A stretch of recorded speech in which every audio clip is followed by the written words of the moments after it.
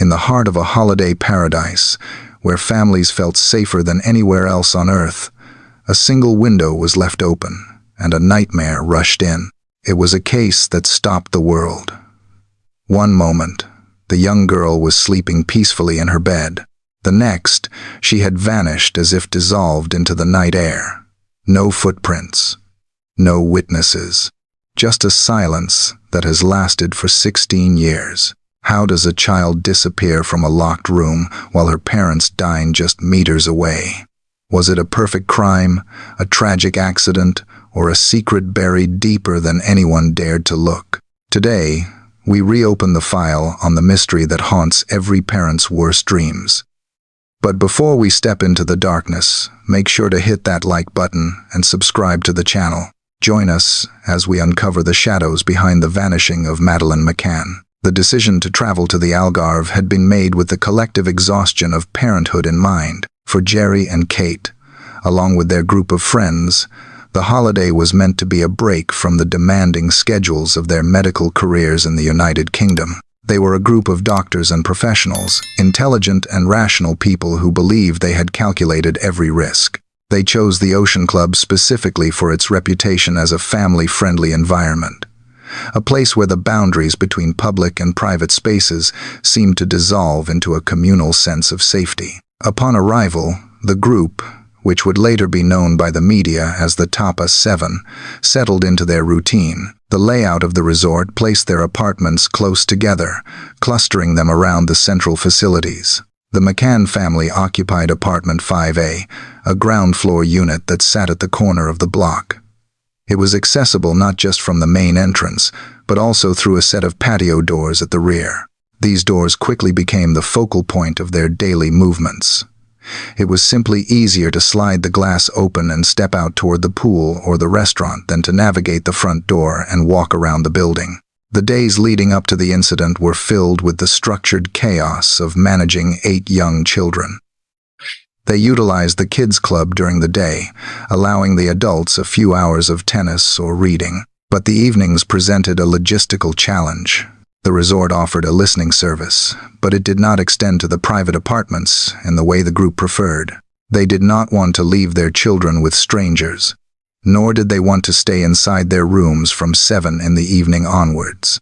They wanted to have dinner together, to drink wine and talk like adults, to reclaim a sliver of their pre-parenting lives. They devised a system that felt responsible to them at the time.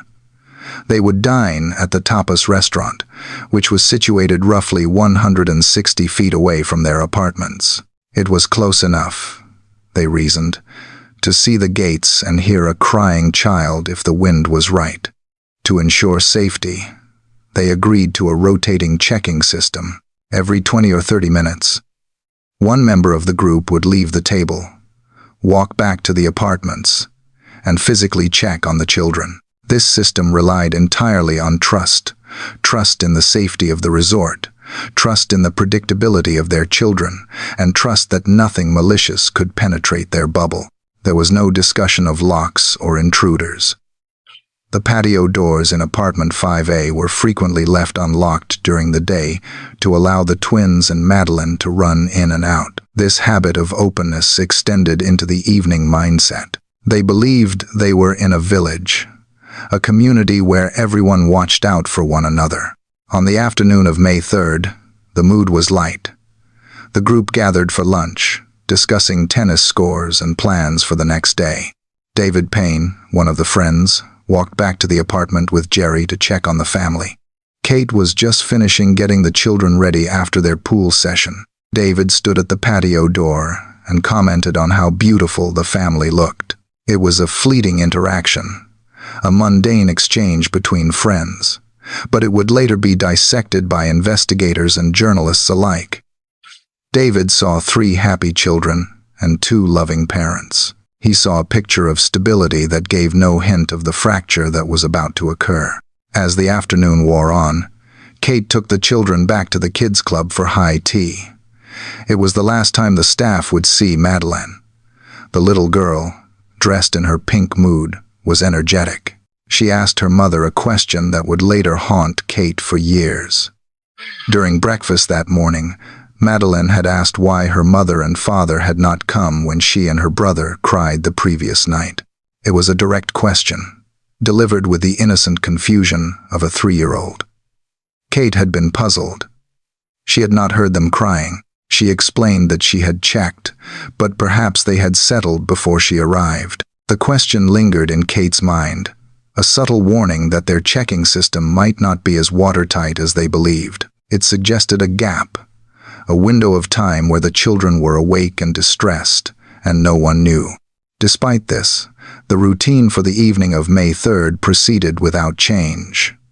The group did not hire a babysitter. They did not decide to eat in their rooms. The allure of the adult dinner, the need for social connection, and the reinforcing behavior of the group overrode the subtle unease. They were doctors, accustomed to making decisions based on probability. The probability of something happening in a sleepy family resort seemed infinitesimally small. They were wrong. The process of putting the children to bed began shortly after 6 in the evening. In apartment 5A, the routine was efficient.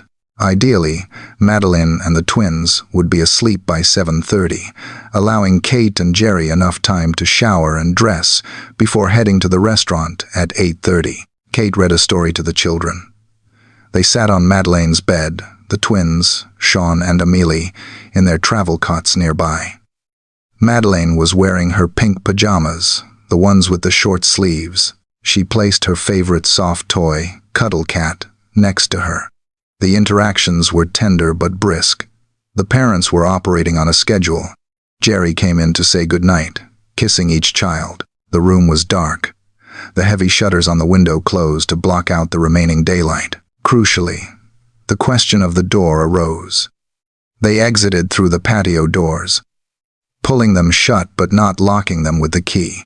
The front door was locked, but the patio entrance, the one facing the pool and the public access road, was merely closed. It was a calculated risk for the sake of convenience, allowing them to enter and exit for their checks without the noise of a key turning in a lock, which might wake the light sleepers. At 8:30, Gerry and Kate arrived at the tapas restaurant. The table was booked for the whole group. As they sat down, the air was filled with the clinking of glasses and the opening of wine bottles. The mood was relaxed. They were near the end of their vacation, and a sense of accomplishment settled over them. They had managed the children, the activities, and the fatigue. The first check of the evening fell to Gerry. It was approximately 9:05. He left the table and walked the short distance back to the apartment block. He entered apartment 5A through the patio doors. The apartment was silent. He walked into the children's bedroom. Madeleine was asleep in her bed. The twins were asleep in their cots. Everything appeared exactly as they had left it. However, Gerry noticed something odd. The door to the bedroom, which they usually left slightly ajar to let in light from the living room, was wider open than he remembered. He assumed Madeleine had gotten up to use the bathroom and failed to pull it back. He pulled the door back to its original position, slightly ajar, and left the apartment. On his way back to the restaurant, Gerry stopped to chat with a man he knew from playing tennis earlier in the week. They stood on the street, talking about the game and the weather. This conversation lasted several minutes. It was a mundane delay, but it created a timeline stamp that investigators would later verify.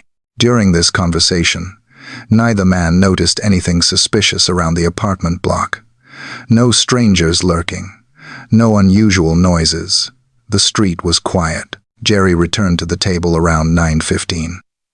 The group continued their dinner.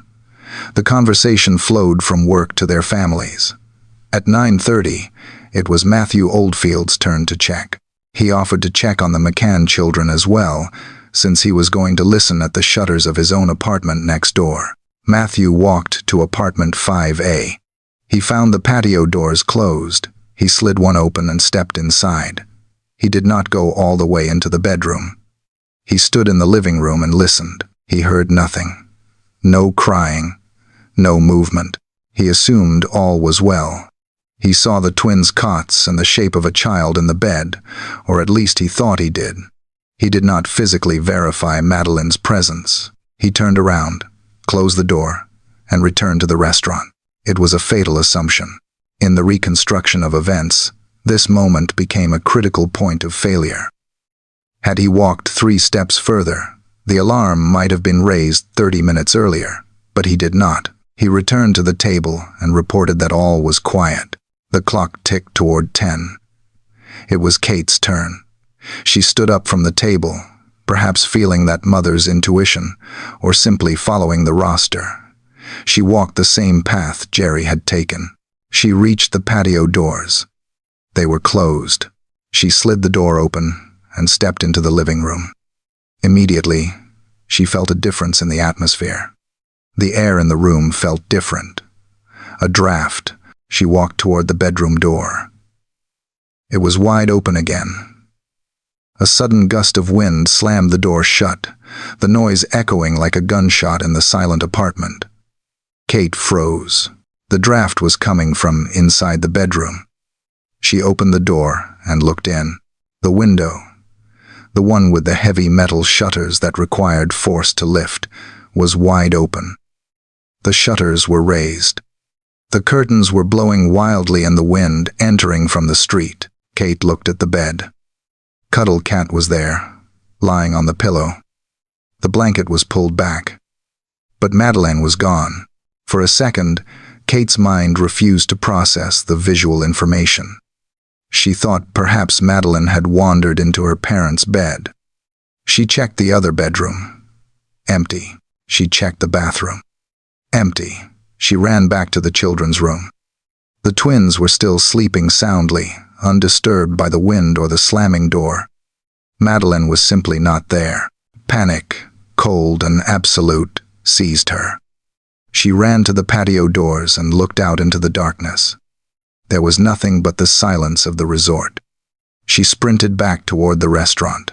She did not scream immediately. She needed to be sure, but as she neared the table where her friends were laughing and drinking, the reality crashed into her. She reached the table, breathless, her face drained of all color. The group looked up, their smiles fading as they saw her expression. Kate screamed, a sound that cut through the ambient noise of the restaurant and signaled the end of their lives as they knew them. Madeleine's gone. Someone's taken her. The words hung in the air for a fraction of a second before the table erupted into chaos. Chairs were knocked over. Glasses shattered. The men ran toward the apartment. The women surrounded Kate. The illusion of the safe, gated paradise had shattered completely. The timeline had run out. The search began in the dark, frantic and unstructured, shouting a name that would soon be known by the entire world, but on that night received no answer. The scream did not register as a sound of terror immediately. It cut through the laughter of the table like a sudden, sharp dissonance before the meaning settled in the minds of the 7 friends. Kate stood at the edge of the terrace, her body rigid, her face drained of blood. She looked not at them, but through them, her eyes wide with a panic that was absolute and terrifying. "She is gone," Kate gasped, the words fracturing as they left her throat.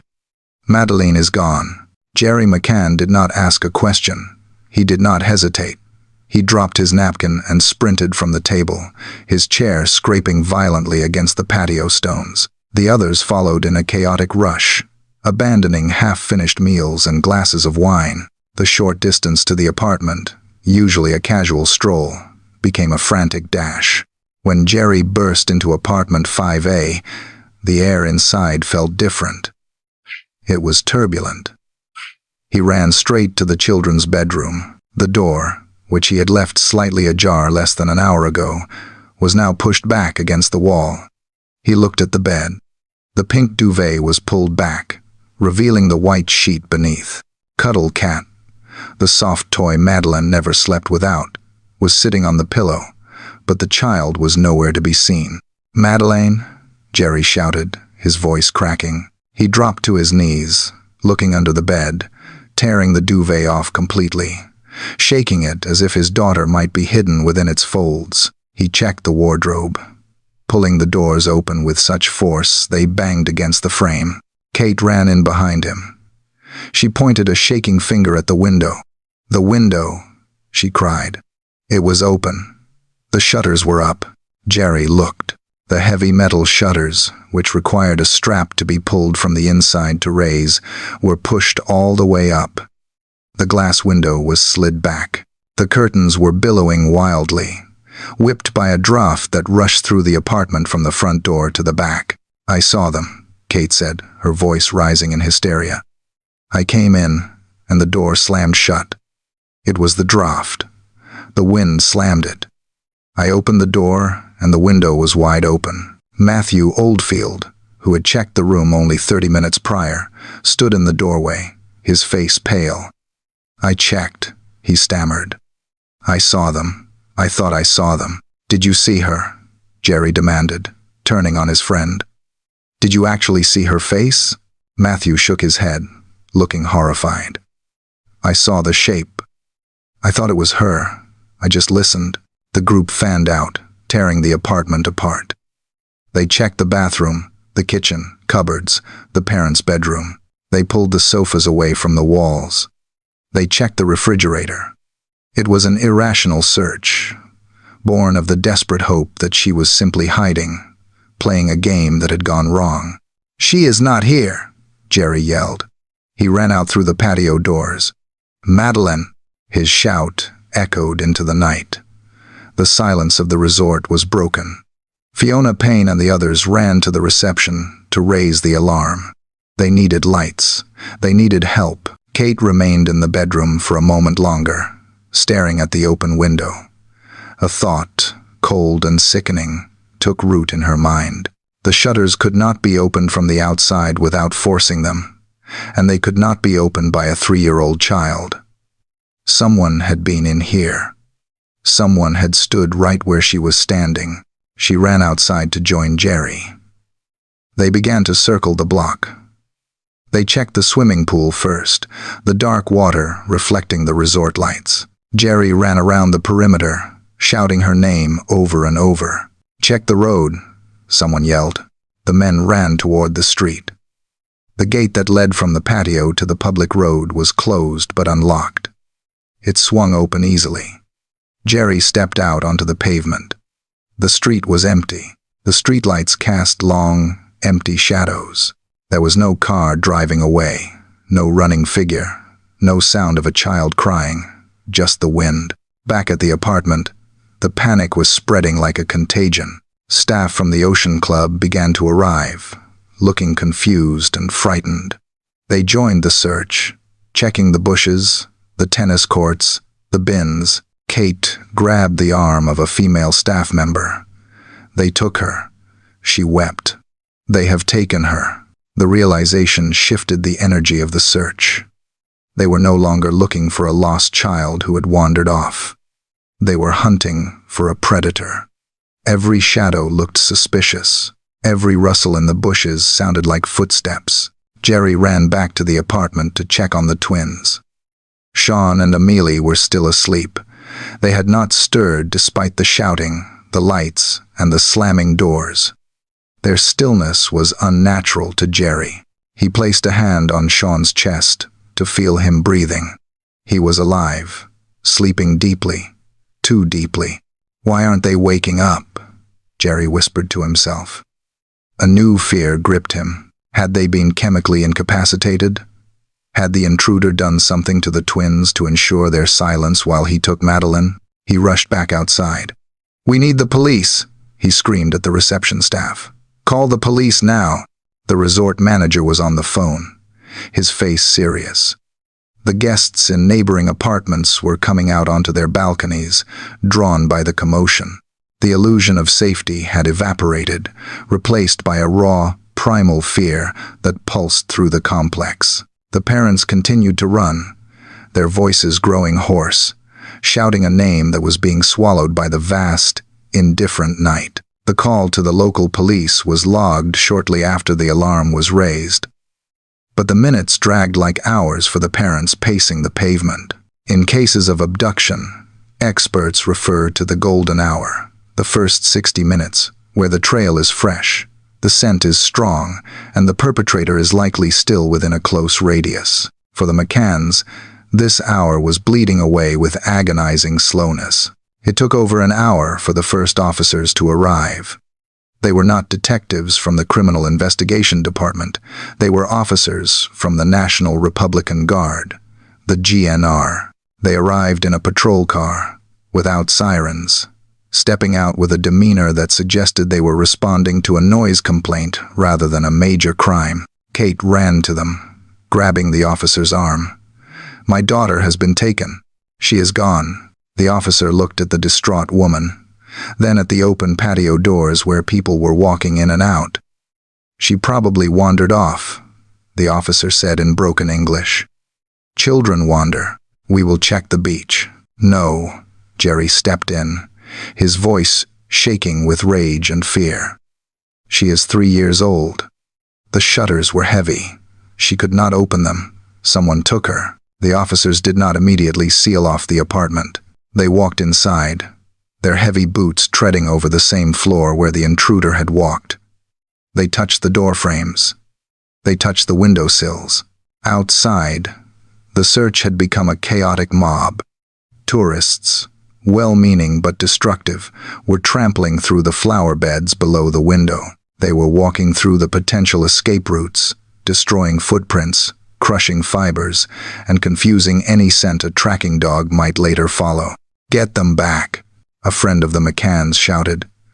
"Don't let them touch anything." But there was no cordon tape. There was no one in charge of the scene. The resort staff were trying to manage the guests, but the police seemed overwhelmed by the hysteria. Kate fell to her knees on the patio. Close the borders," she begged the officer. "Please, you have to close the roads. They could be taking her to Spain. The Spanish border was only a 90-minute drive away. If the abductor had a car, they could already be halfway there." The officer nodded, but he made no immediate radio call to authorize roadblocks. The protocol for a missing child assumed a lost toddler, not a kidnapping. The bureaucracy was moving at the speed of a sleepy village, while the crime was moving at the speed of a desperate getaway. It was not until much later that the judicial police, the specialized criminal investigators, were notified. By then, the timeline had been shattered.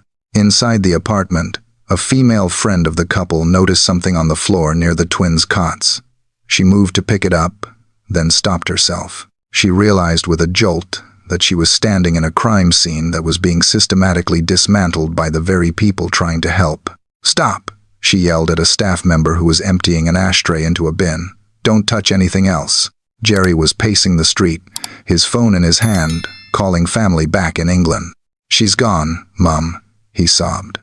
"It's my fault. We weren't there." The guilt was already setting in.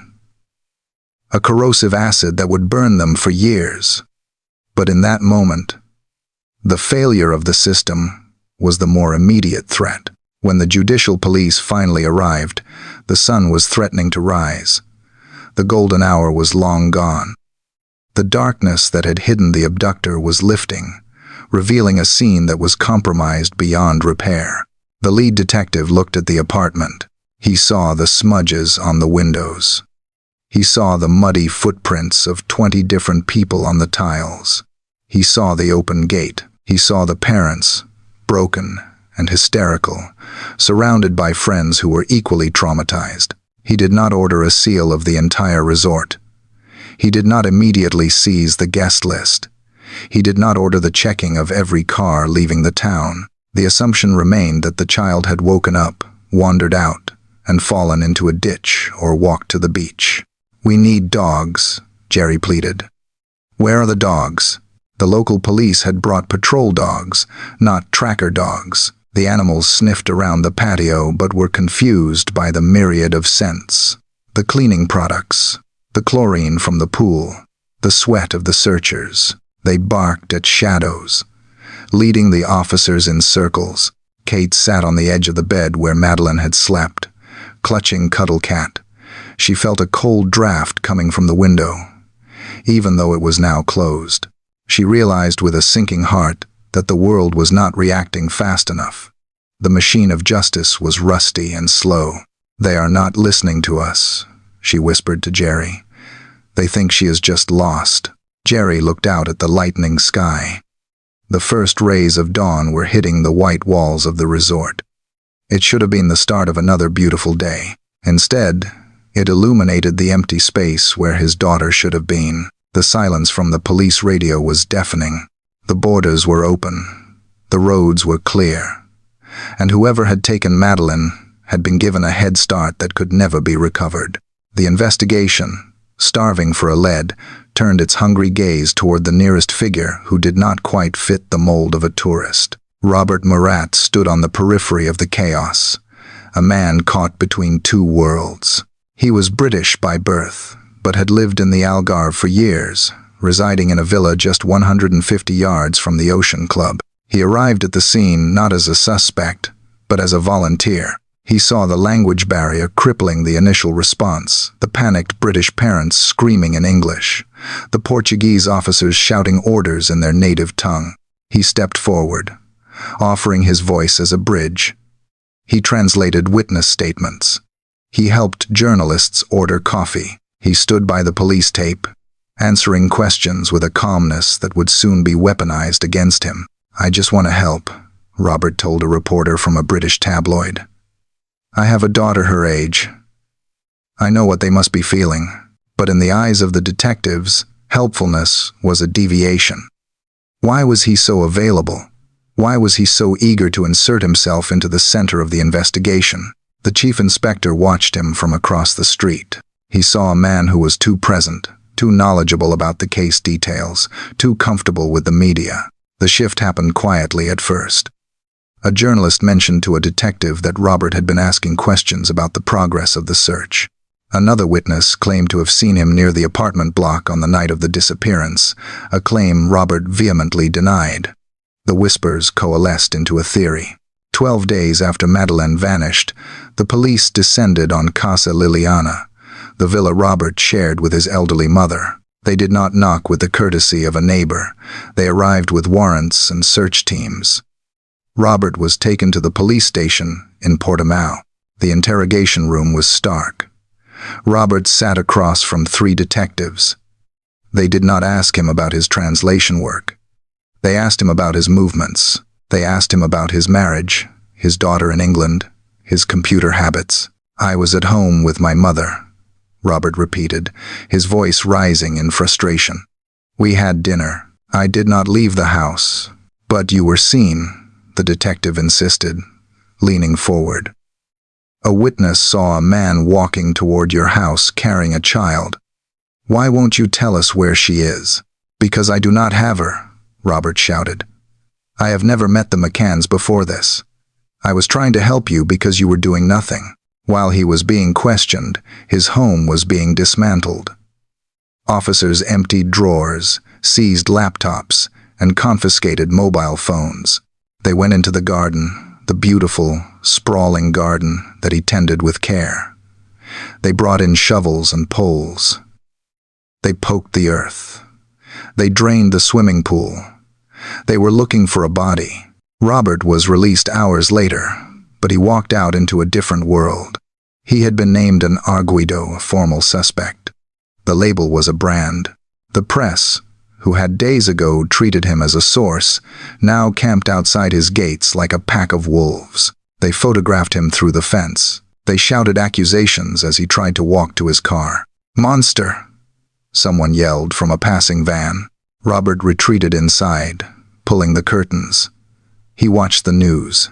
His face was everywhere. They were dissecting his life, his walk, his choice of clothing. They analyzed his odd behavior. He was no longer Robert Murat, the helpful translator. He was the prime suspect. The police returned to his house again and again. They brought sniffer dogs. The dogs ran through the living room, the kitchen, the basement. They found nothing. No scent of Madeleine. No blood. No fibers. The computers revealed nothing but the mundane digital footprint of a man living a quiet life. Robert sat in his kitchen, his head in his hands. "They are ruining me," he said to his mother. "They have nothing. So they are making me the villain to show the world they are doing something. The investigation into Robert Murat was a desperate grasp at a straw that did not exist. It consumed weeks of valuable time. Resources that should have been spent tracking the borders or analyzing vehicle data were spent sifting through the soil of an innocent man's garden.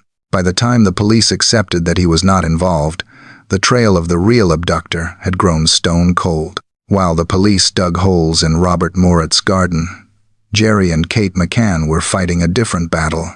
They realized within 48 hours that the local investigation was faltering.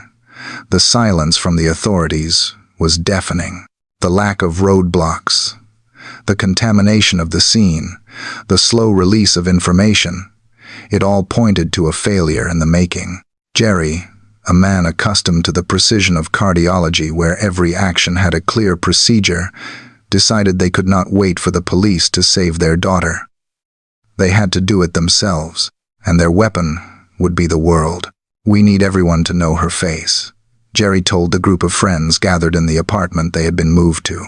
"If they take her out of the country, we need people in Spain, in Germany, in Morocco, to stop her. We need a campaign." They hired a public relations manager. It was a controversial move, one that drew sneers from critics who believed grieving parents should be incapacitated by sorrow.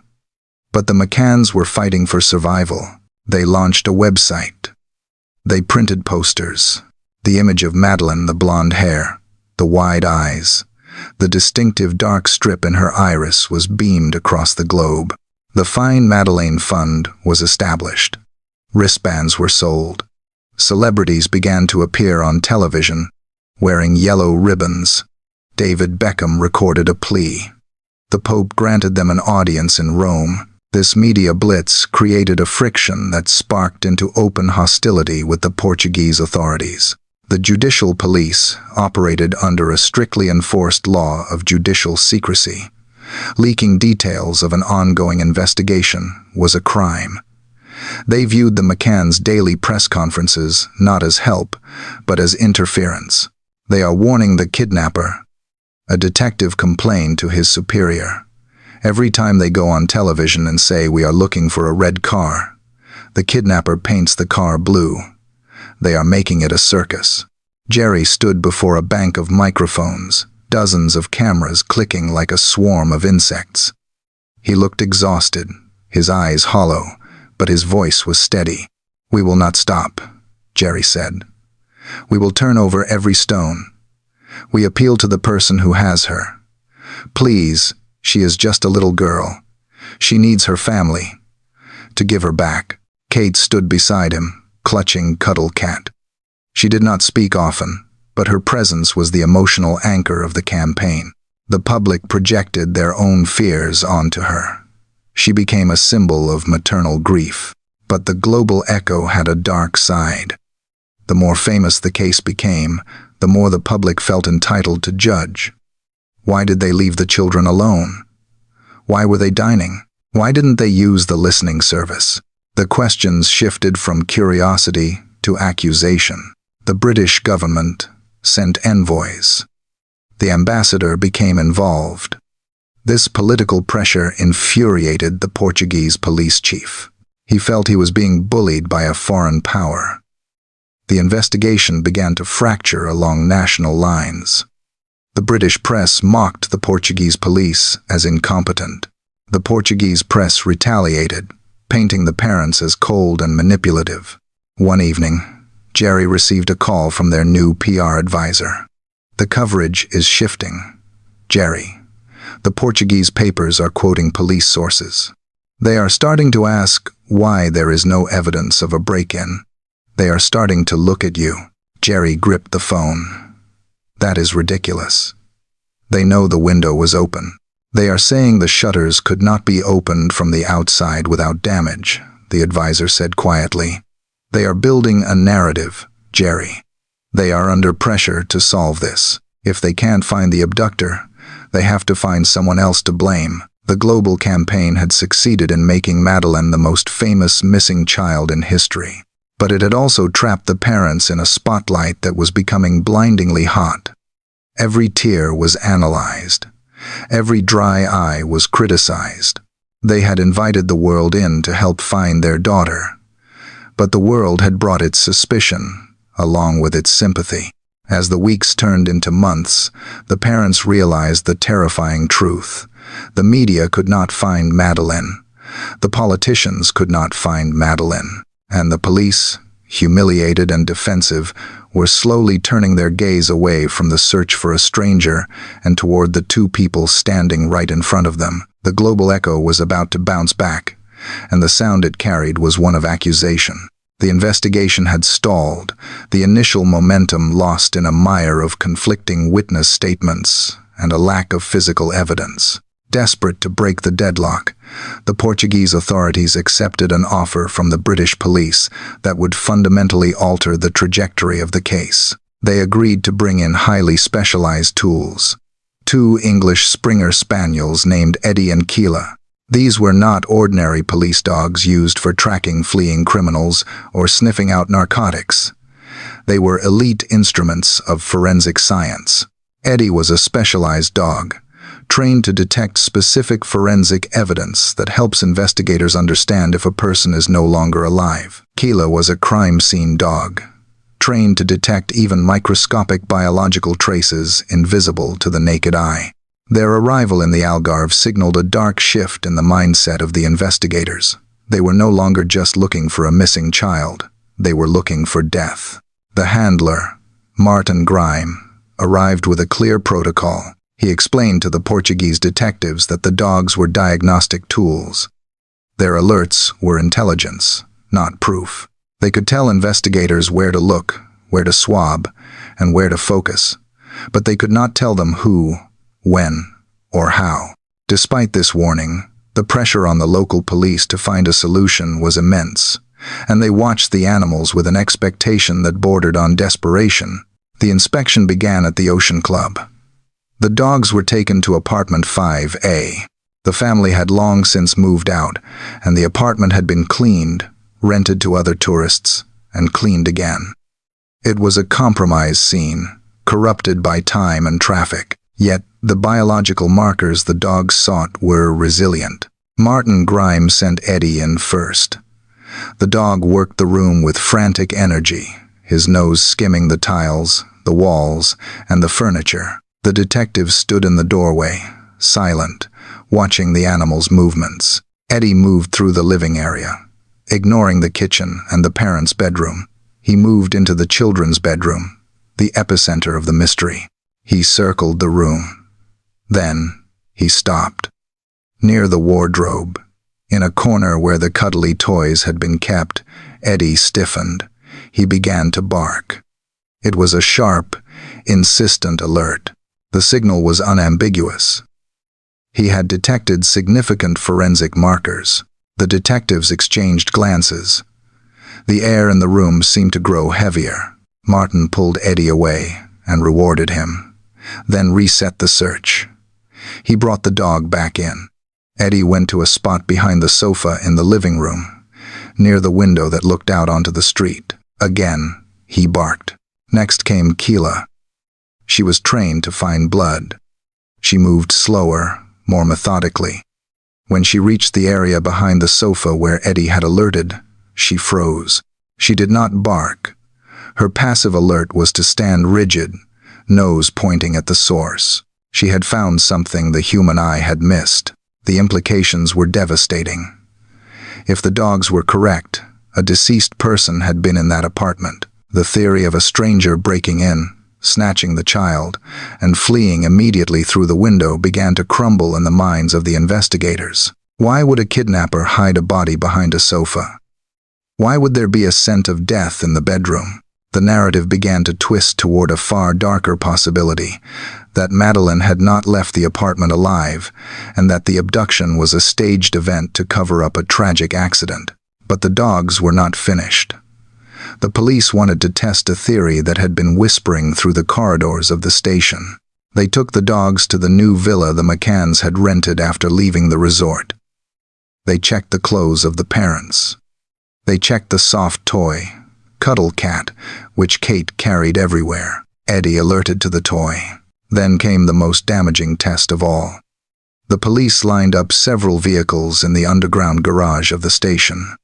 One of them was the Renault Scenic that Gerry and Kate had hired 5 weeks after Madeleine disappeared.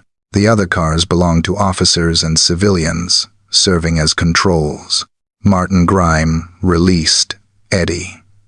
The dog ran down the line of cars, ignoring the first, the second, the third.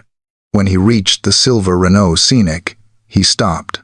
He sniffed the gap between the door and the chassis. He sniffed the trunk. He began to bark. The police watching from the observation deck felt a surge of adrenaline.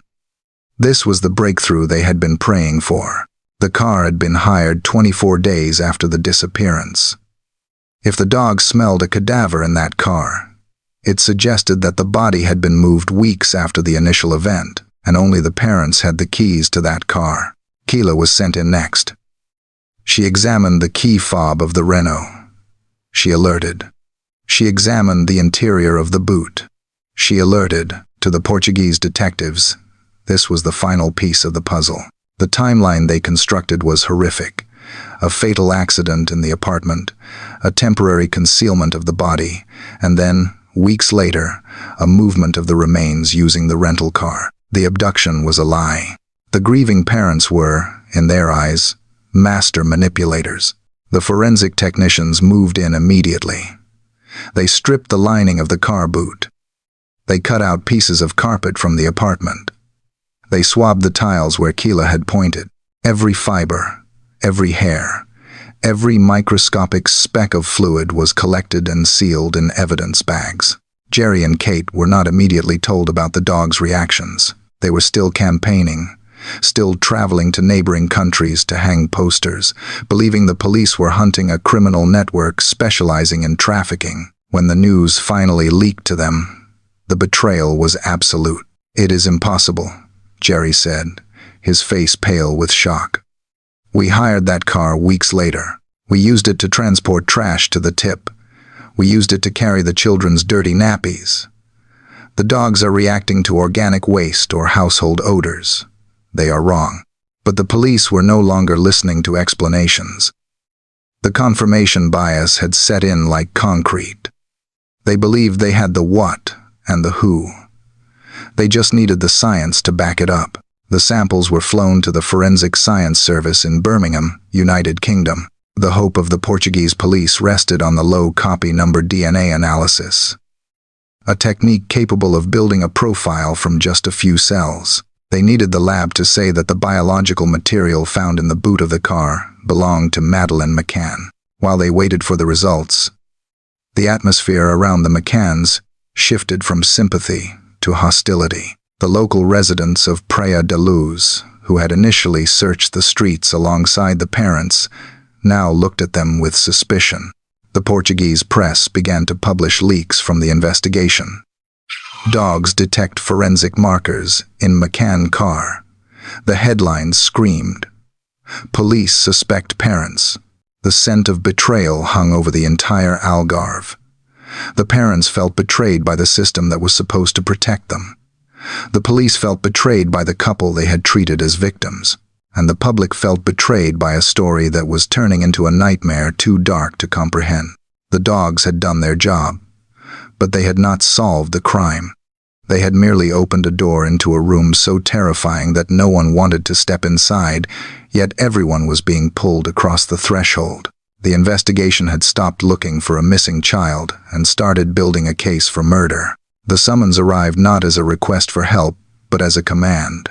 For months, Kate and Gerry McCann had walked into the police station as victims, desperate parents pleading for news of their daughter.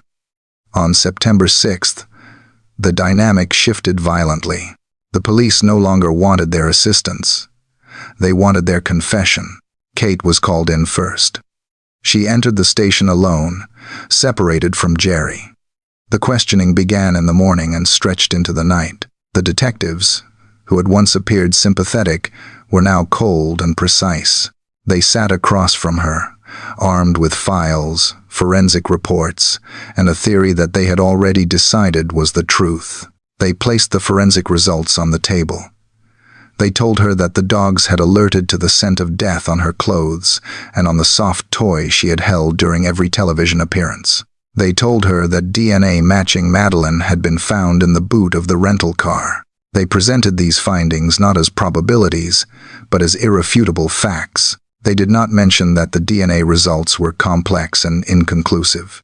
They weaponized the science to break her resolve. "We believe a fatal incident occurred in the apartment," the lead investigator stated flatly. "We know there was an accident." Kate stared at them, her mind struggling to process the accusation. "That is a lie," she said, her voice shaking but firm. "Madeleine was taken. Someone took her." The detective leaned forward. He laid out a scenario that the police had constructed. He suggested that the children had been unsettled, perhaps given medication to help them sleep, and that Madeleine had woken up, fallen, or suffered a reaction that proved fatal. He suggested that, in a moment of panic, to save their careers and their reputation, the parents had hidden the body and staged a kidnapping. Then came the offer. It was a moment of profound cruelty that Kate would later describe as the breaking point. The detective looked her in the eye and proposed a deal. If she admitted that Madeleine had died by accident and that they had concealed the body, the police would ensure a lenient sentence. They spoke of a prison term of only 2 or 3 years. They dangled the prospect of a future where she could still see her twins grow up, provided she confessed to a crime she had not committed. "I will not lie," Kate replied, the anger rising through her exhaustion.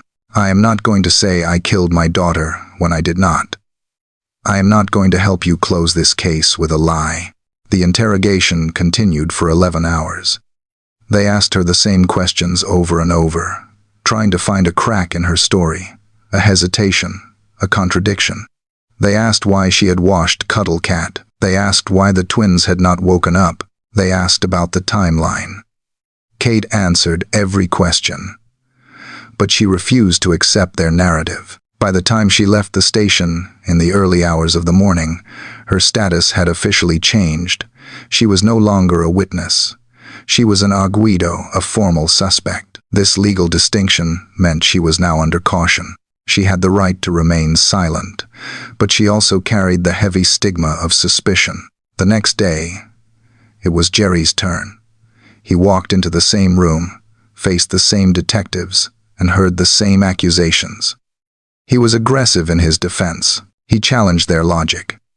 He asked how they could possibly have moved a body when they were under 24-hour media surveillance. He asked how they could have transported remains in a car they had not hired until weeks after the disappearance. "It is physically impossible," Gerry argued. "Check the timelines. Check the phone records. We were at dinner. We were searching. We were with police officers in the apartment that very night." The police were unmoved. They believed the Tapas, 7 their friends, were accomplices in a grand conspiracy of silence. They believed the group had closed ranks to protect the couple. They questioned the friends relentlessly, trying to find one person who would break. One person who would say that the timeline was false. But the group held firm. Their stories remained consistent because, they insisted, they were telling the truth. Gerry emerged from the station hours later, also branded an arguido. The label changed everything. Under Portuguese law, the secrecy of the investigation now applied to them in a restrictive way. They could no longer speak freely about the case details without risking prosecution. The very campaign they had built to find Madeleine was now being strangled by their legal status. The media reaction was instantaneous and savage. The headlines that had once screamed, "Save Madeleine," now screamed, "Parents suspected." The couple returned to their villa, but it was no longer a sanctuary. It was a prison. Photographers climbed the walls. Reporters shouted questions about the body in the car and the blood in the apartment. Inside the villa, the atmosphere was one of siege. Their lawyer, a Portuguese specialist, explained the gravity of the situation. They were facing potential charges regarding the fatality and concealment of the victim. The police could arrest them. They could be separated from the twins. "We have to go home," Gerry decided. "We cannot stay here." They are not looking for Madeleine anymore. They are only looking at us. The decision to leave Portugal was fraught with risk. If they left, it would look like they were fleeing justice. If they stayed, they risked being charged and imprisoned in a foreign system that seemed determined to convict them. They negotiated with the authorities. Since they had not been charged or placed under house arrest, they were legally free to travel within the European Union. On September 9th, 4 days after being named suspects, the family packed their bags. They drove to Faro Airport, running a gauntlet of flashing cameras and shouting journalists. They boarded a flight back to England, not as a family returning from a holiday, but as suspects fleeing a nightmare. As the plane took off, leaving the Algarve behind, the investigation effectively fractured. The Portuguese police were convinced they had solved the case, but lacked the body, or the confession, to prove it. The parents were convinced the real abductor was laughing at the incompetence of the authorities. The Aguido trap had snapped shut, but it had caught nothing but air. It destroyed the cooperation between the family and the police. It tainted the public perception forever. And crucially, it wasted precious months chasing a theory that led nowhere, while the trail of the true events of May 3rd faded into absolute oblivion. The parents landed in England to face a new battle, clearing their names while continuing the desperate, and now lonely, search for their missing child. The investigation was not dying a natural death. It was being suffocated by the heavy blanket of international politics. Inside the headquarters of the Judicial Police in Portimao, Chief Inspector Goncalo Amaral felt the walls closing in. He had led the inquiry from the very first chaotic hours. But now, 5 months later, he found himself fighting a war on 2 fronts. One front was against the elusive truth of what happened to Madeleine. The other was against the British authorities who, in his view, were acting more like defense attorneys for the parents than impartial investigators. The friction had been building for weeks. The Portuguese detectives felt patronized by their British counterparts from Leicestershire. They resented the constant second-guessing of their methods, the endless requests for reports, and the subtle implication that their legal system was inferior. Amaral believed deeply in the theory his team had constructed that the child had died in the apartment and the parents had covered it up. He was convinced the abduction was a smokescreen, but he lacked the one thing that could turn his conviction into a charge: a body. Without a body, the forensic evidence, the scent, alerts from the dogs, the inconclusive DNA from the car boot was not enough to satisfy the strict requirements of the Portuguese public prosecutor. The case was stuck in a legal limbo. The parents had left the country, taking the media circus with them, and Amaral was left holding a file that was becoming radioactive. The breaking point came in early October. Amaral, exhausted and frustrated, gave an interview to a local newspaper. It was a breach of protocol, a moment of indiscipline born of anger. He publicly criticized the British police, accusing them of investigating only what the McCanns wanted them to investigate. He claimed that the British authorities had sided with the parents from the start, ignoring the evidence gathered by the Portuguese team. He suggested that political pressure from London was tying his hands, preventing him from pursuing the leads that mattered. The reaction was swift and brutal. The comments were translated and flashed across news screens in the United Kingdom within hours. The diplomatic channels between Lisbon and London, already strained to the limit, finally snapped. The Portuguese Minister of Justice, under immense pressure to salvage the reputation of the country's judicial system, decided that Amaral had become a liability. 2 days after the interview was published, Goncalo Amaral was summoned to a meeting with the National Director of the Judicial Police. It was a short conversation. He was removed from the case. He was transferred from the Criminal Investigation Department to a bureaucratic role in Faro, effectively exiled from the work he had dedicated his life to. The man who had been the face of the investigation was erased from it overnight. With Amaral gone, the investigation lost its aggressive momentum. His successor, Paulo Rebelo, was a methodical, cautious man who was brought in to review the case with fresh eyes. Rebelo assembled a new team. They re-examined every statement, every timeline, every forensic report. They interviewed the Tapa 7 again. They looked for the holes in Amaral's theory. What they found was a case built on suspicion and circumstance, but devoid of hard proof. The DNA evidence was open to interpretation. The scientists in Birmingham could not say for certain that the biological material belonged to Madeleine. The dog's alerts, while compelling to the detectives, were not admissible as primary evidence in court. The timeline, while tight, did not conclusively prove that the parents had time to dispose of a body. Months dragged by. The Arguidos, Kate, Gerry, and Robert Murat, remained in legal purgatory. They were suspects, yet they were free. The police could not charge them, but they would not clear them. Finally, in July of 2008, 14 months after Madeleine vanished, the Portuguese Attorney General made the decision that everyone had been dreading.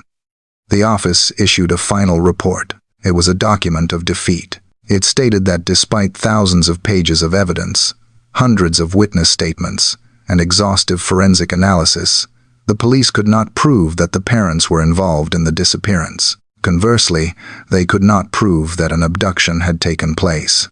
The report concluded that there was no evidence to support a prosecution against anyone. The investigation was formally archived. This meant the case was closed, not because it was solved, but because it had hit a dead end. The letters were sent out. Kate and Gerry McCann received official notification that their status as Arguidos had been lifted. They were no longer suspects in the eyes of the law. Robert Murat, the man whose life had been dismantled for over a year, received the same letter. He was innocent. The lifting of the status brought relief, but it was a hollow victory. For the McCanns, the archiving of the case meant that the Portuguese police would no longer be actively looking for their daughter. The file would sit on a shelf, gathering dust, unless new, credible evidence emerged. The resources, the manpower, the daily briefings, it all stopped. Amaral, now retired from the force, watched from the sidelines. He remained unrepentant. He began to write a book, The Truth of the Lie, in which he would lay out his theory to the public, bypassing the courts entirely. He felt he had been silenced by politics, and he was determined to have the last word. The investigation had consumed reputations, destroyed careers, and strained international relations. Yet, at the center of the storm, the fundamental question remained unanswered. The apartment was empty. The bed was made, and Madeleine was still gone. The machinery of justice had ground to a halt, leaving behind only wreckage and silence. With the official police files gathering dust in the archives of the Portimao courthouse, the silence that fell over the case was not a relief. It was a vacuum. For Gerry and Kate McCann, the archiving of the investigation was not an end, but a terrifying abandonment. The machinery of the state had stopped, but their daughter was still missing. They realized that if anyone was going to find Madeleine, it would have to be them, funded by the generosity of the public and the relentless drive of their own desperation. They turned to the private sector, hiring a Spanish detective agency known as Método 3. The agency was led by Francisco Marco, a man who did not suffer from a lack of confidence. In a press conference that bordered on theatrical, he declared that he knew who had taken the child and where she was. He famously predicted that Madeleine would be home by Christmas. It was a statement that sent a surge of electricity through the campaign, reigniting hope in the hearts of the public. But it also set a dangerous clock ticking. Método 3 established a dedicated hotline, staffed 24 hours a day. The response was immediate and overwhelming. The phone lines were inundated with calls from every corner of the globe. Without the filter of police protocol, the information that poured in was raw, chaotic, and often contradictory. The investigators were not just looking for a needle in a haystack, they were looking for a needle in a field of haystacks that spanned 5 continents. The first major wave of leads pointed south, toward Morocco. A Norwegian tourist sent a grainy photograph taken on a roadside in the north of the country. It showed a blonde girl being carried on the back of a local woman. The resemblance was striking. The girl had the same pale skin, the same hair length.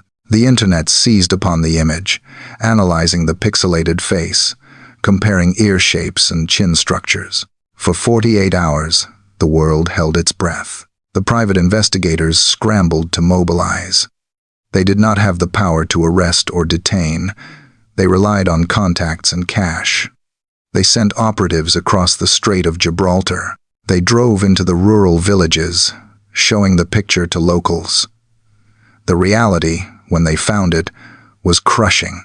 The girl in the photo was not Madeleine. She was the daughter of a local farmer, a child with a rare genetic trait that gave her fair coloring in a region of dark complexions. The hope evaporated as quickly as it had formed, leaving behind only the bitter taste of another false dawn. While the Moroccan lead was being chased, another narrative was being constructed through sketches. During the initial investigation, several witnesses had described suspicious men seen around the resort. One description came from a British woman who saw a man staring at the apartment block days before the disappearance.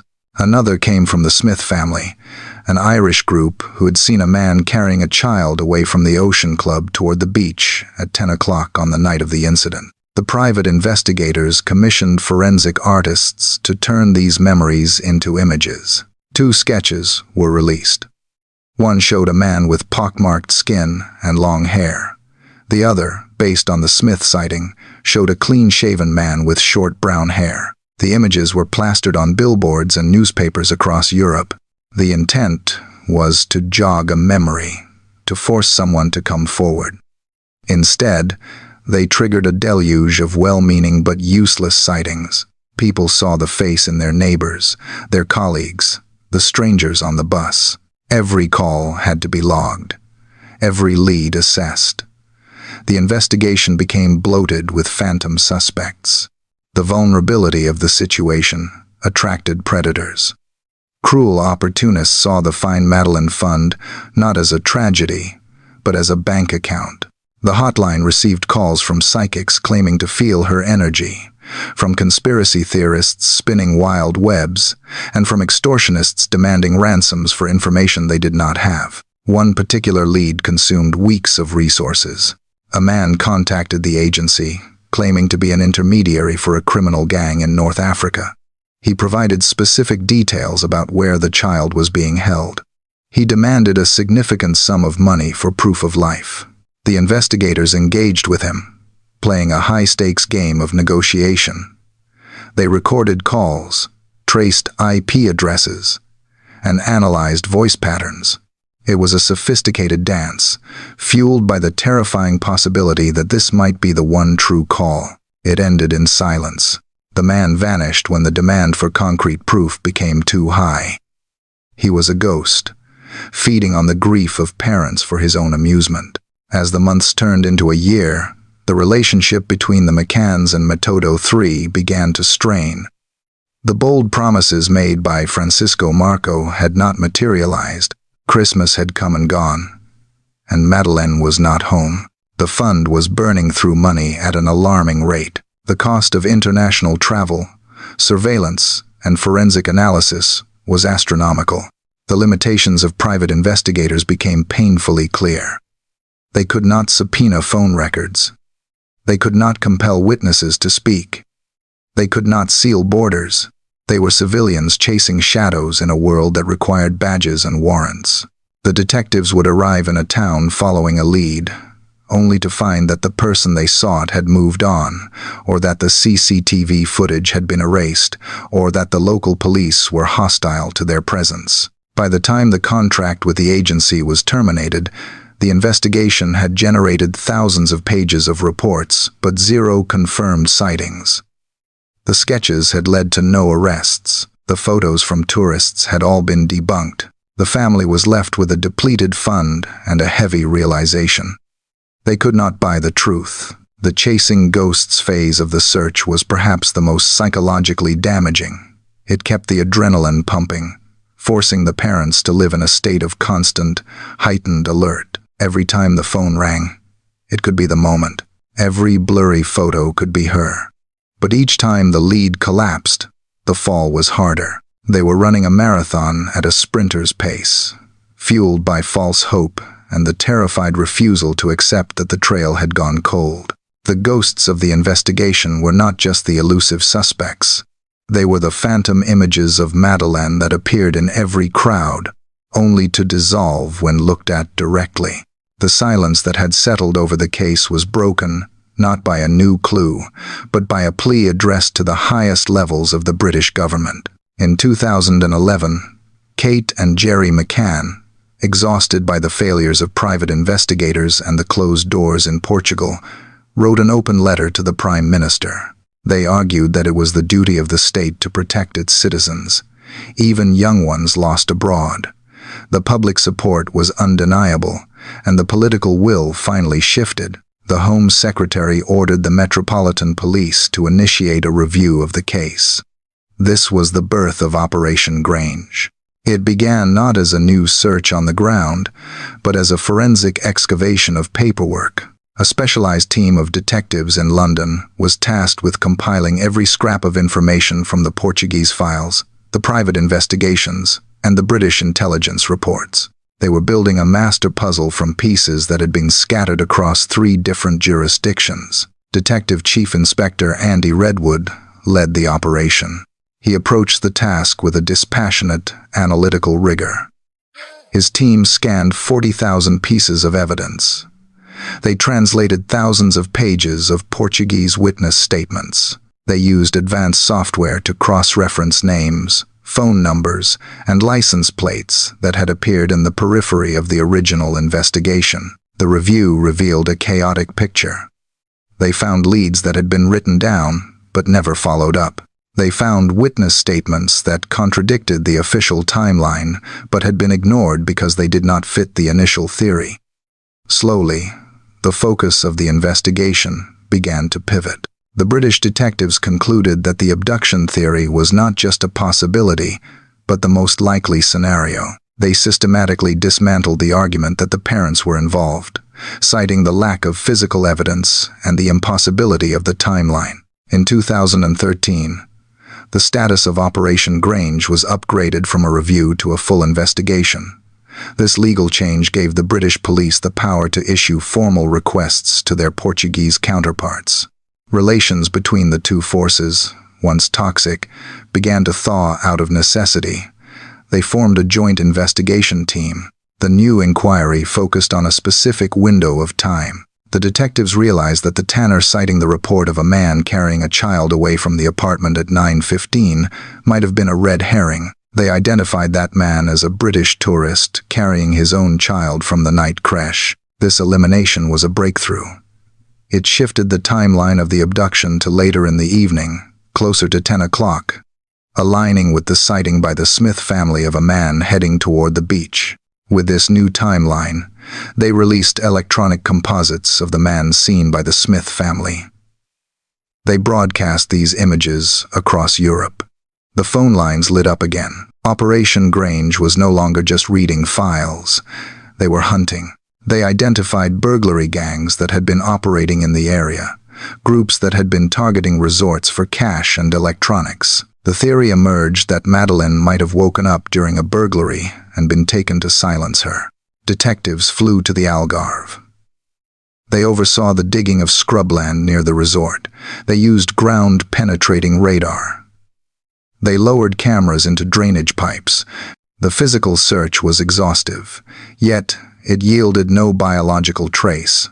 However, the true value of Operation Grange was not in the soil, but in the data. Buried deep within the phone logs of that night, they found a connection that had been missed for over a decade. A connection to a German national who was nowhere near the radar of the original inquiry. The breakthrough did not come from a witness coming forward, but from a cold match in a database. The German police, collaborating with Operation Grange, flagged an individual who was serving a prison sentence for serious offenses. His name was Christian Bruckner. Investigators began to reconstruct his life with forensic precision. They discovered that in 2007, Bruckner was living a transient lifestyle in the Algarve. He survived by repairing cars, engaging in illegal trade, and committing burglaries in holiday resorts. He was a man who lived on the fringes of society, comfortable in the shadows. The timeline of his movements sent a chill through the investigation team. The records showed that he lived in a farmhouse just a few miles from Praia da Luz. More critically, he was known to frequent the area around the Ocean Club. He drove an old, distinctive camper van, a Volkswagen Westphalia, with a beige top and white bottom. Witnesses recalled seeing such a van parked near the resort in the days leading up to the disappearance. But the most damning piece of evidence was digital. The police identified a mobile phone number attributed to Bruckner. They analyzed the cell tower data from the night of May 3rd, 2007. The data placed that phone in the immediate vicinity of the Ocean Club between 7:30 and 8:30 in the evening. He was there, right as the McCanns were putting their children to bed. Furthermore, the phone records showed he received a call at that time. The call lasted 30 minutes.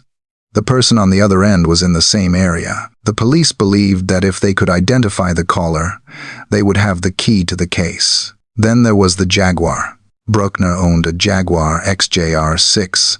On May 4th, the day after Madeleine vanished, the registration of that car was abruptly transferred to another person's name in Germany. The timing was too precise to be a coincidence. It suggested a sudden need to distance himself from the vehicle. In June 2020, the German prosecutor Hans Christian Wolters made a stunning announcement. He declared that his office was investigating Bruckner on suspicion of taking Madeleine. He went further, stating that they had concrete evidence that Madeleine was deceased, although he refused to reveal what that evidence was to the public or the parents. Bruckner, sitting in a German prison cell for unrelated crimes, denied any involvement. He claimed he was merely a drifter, a thief perhaps, but not a kidnapper of children. His defense team argued that the evidence was circumstantial. There was no DNA connecting him to Madeleine. There were no witnesses who saw him with her. The police appealed to the public for information about the camper van and the Jaguar. They asked for anyone who knew Bruckner during that time to come forward. Old associates began to speak. They described a man who was arrogant, volatile, and prone to making disturbing comments about his criminal intentions. One acquaintance claimed Bruckner had once boasted about knowing details regarding the missing girl from England, implying she was silenced quickly. The investigation had found its villain. He fit the profile perfectly. A local criminal with a documented history of offenses involving young people, present at the scene, with the means to transport a victim, yet without a confession or a body. The German prosecutor was trapped in the same legal deadlock that had paralyzed the Portuguese police years earlier. They knew who he was, but they could not prove what he had done. While the German police built their case against Bruckner, a bizarre and distressing subplot erupted on the internet. In early 2023, a 21-year-old Polish woman named Julia Wendell created an Instagram account with a provocative handle claiming she was Madeleine McCann. Julia posted photographs of herself side by side with images of the missing child. She pointed to a coloboma, a defect in the iris of her right eye that matched Madeleine's famous defect. She pointed to similar dimples and moles on her legs. She claimed she had no memory of her early childhood and that her family had been evasive about her birth documents. The claim went viral instantly. Millions of people followed her account. The internet detectives, always hungry for a twist, dissected her features. Some believed her, desperate for the miracle of a survival story. Others mocked her. The media frenzy became intense. Julia appeared on American talk shows, sharing her traumatic past and memory loss, pleading for a DNA test. For Kate and Gerry McCann, this was a specific kind of torture. They had endured false sightings before, but never one so public, so sustained, and so visually compelling. They maintained a dignified silence, refusing to engage with the circus, but the emotional toll was undeniable.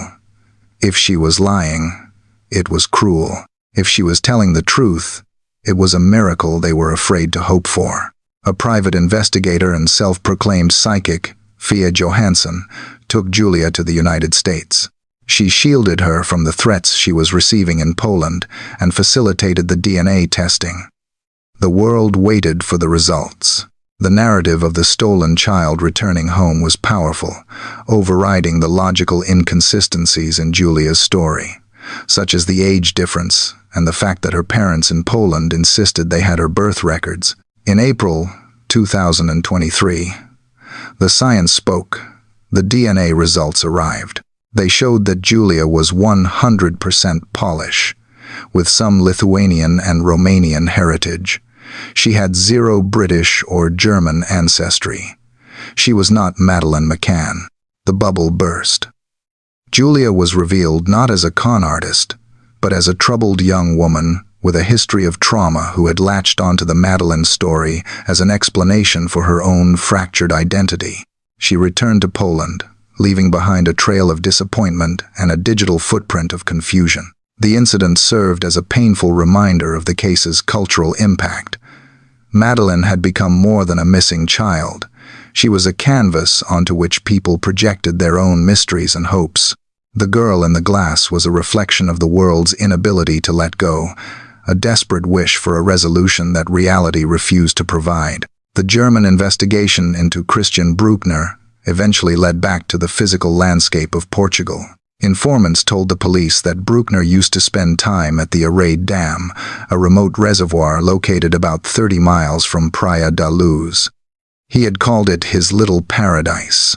It was a place where he would park his camper van for days, isolated and undisturbed. In May 2023, the Portuguese police, acting on a formal request from the German authorities, launched a massive search operation at the reservoir. This was not a cursory look, it was a forensic dissection of the landscape. They closed off the peninsula. They set up white tents. They brought in heavy machinery to clear the scrub. Police divers entered the murky water.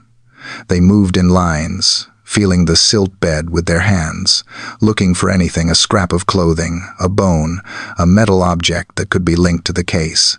On land, officers used rakes and shovels to turn over the earth. They were looking for rags, fragments of plastic, anything that did not belong to the natural environment. The media gathered on the distant ridges, their long lenses trained on the blue tents. The operation felt final. It had the air of a last desperate attempt to find the physical proof needed to charge Bruckner. The German prosecutor had hinted that they were looking for something specific, possibly a memory card or a digital device that Bruckner might have buried to hide evidence of his crimes. For 3 days, the search continued. The officers worked methodically under the hot sun. They filled bags with soil samples. They removed several items in evidence bags, though they refused to confirm what they were. The speculation ran wild. Had they found the pink pajamas? Had they found Cuddle Cat? When the operation concluded, the police packed up their tents and machinery. They issued a statement saying that the material collected would be sent to Germany for analysis. Months passed. No announcement of a breakthrough came. The items found were likely benign trash left by campers, old fishing gear, debris from the reservoir bed. The reservoir fell silent again. The water settled.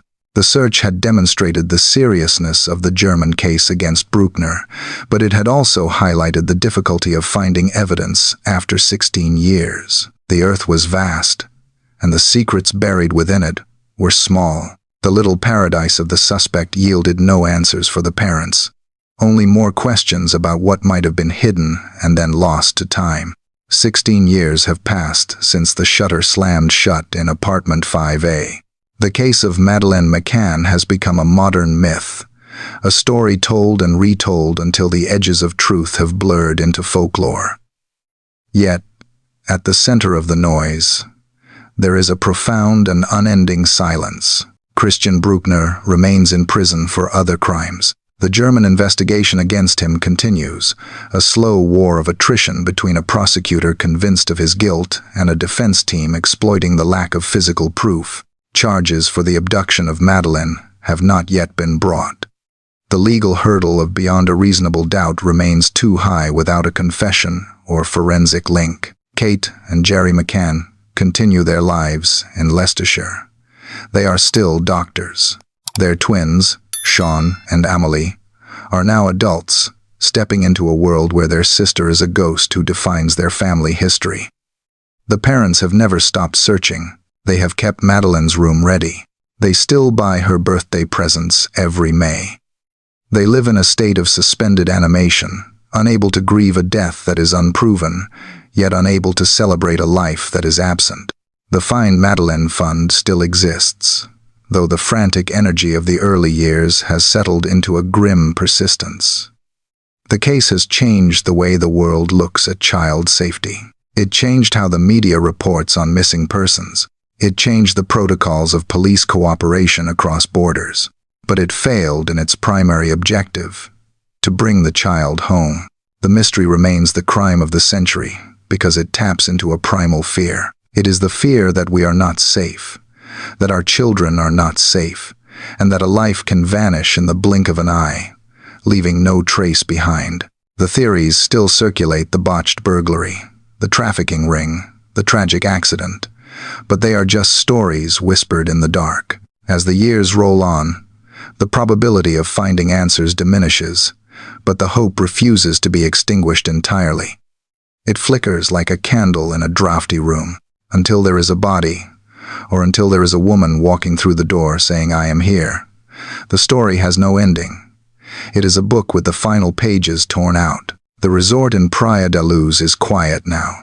Tourists still swim in the pool. Families still dine in the tapas restaurant. The wind still blows in from the ocean, rattling the shutters. But for those who remember, the air carries a weight. It is the weight of the unanswered question, the echo of a name shouted into the night, and the haunting reality of the little girl who vanished into the thin air, leaving the world to wonder forever.